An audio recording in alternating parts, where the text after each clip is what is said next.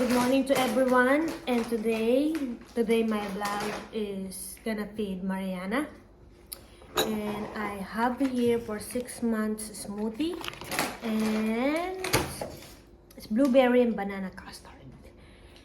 I already feed her a little bit, but she really likes it. In the same time, I'm also eating para meron din siyang appetite. Kasama siyang kumakain. So you're gonna pour it. Little bit muna. Okay, here we go. Explain mo sa viewers anong ginagawa mo. I gotta feed her, and she really like it. Wow, galing oh. Vlogger na oh, vlogger. Okay, can you explain to viewers anong ginagawa mo?